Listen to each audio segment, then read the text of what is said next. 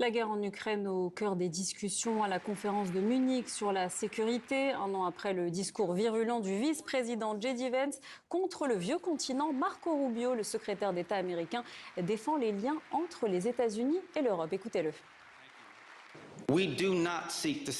Nous ne cherchons pas à diviser, mais à revitaliser une vieille amitié et à renouveler la plus grande civilisation de l'histoire humaine.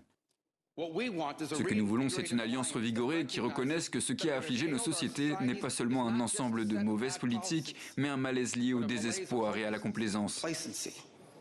L'alliance que nous voulons n'est pas paralysée par la peur du changement climatique, la peur de la guerre, la peur de la technologie. Au contraire, nous voulons une alliance qui se lance avec audace vers l'avenir. Pour en parler, Richard Verlier, éditorialiste international aux médias suisses Blick, est avec nous. Vous couvrez ce rendez-vous international. Bonsoir Richard. Marco Rubio tente d'apaiser la situation. Est-ce qu'il a réussi à rassurer les Européens ?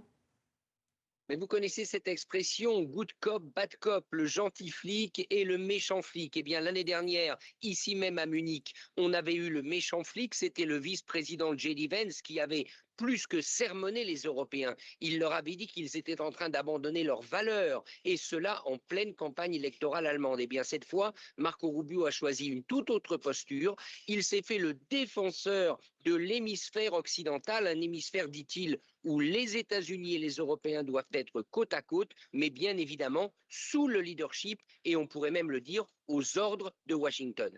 À Munich, le chancelier allemand Friedrich Merz a évoqué des discussions avec Emmanuel Macron sur une dissuasion nucléaire européenne. Est-ce que c'est la seule manière pour les Européens de s'affirmer face aux États-Unis ?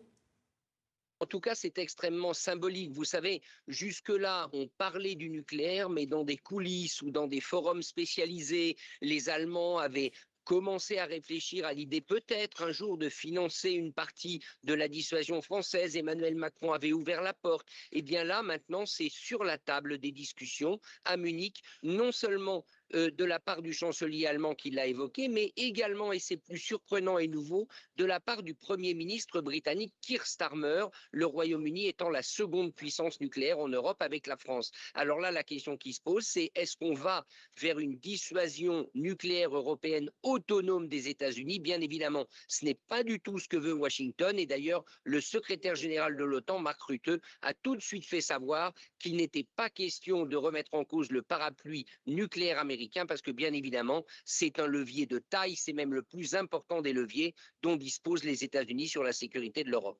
On a aussi vu Volodymyr Zelensky qui a pris la parole. Il dit regretter la lenteur des décisions politiques. Pourquoi est-ce que ça n'avance pas ?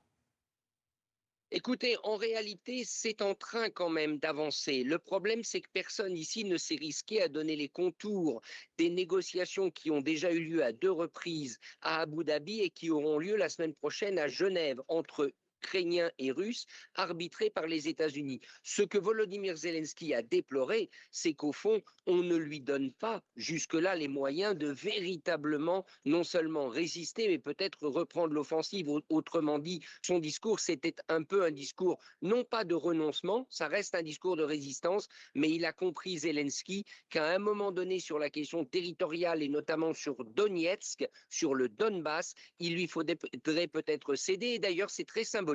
Il a expliqué qu'il vivait encore sur ce territoire à peu près 200 000 Ukrainiens, mais il a également parlé de cette zone économique spéciale que les Américains proposent. Ça veut bien dire que sur les territoires, même si c'est une blessure ukrainienne, Kiev a compris qu'il faudra en parler. Et la Russie dans tout ça, Richard ?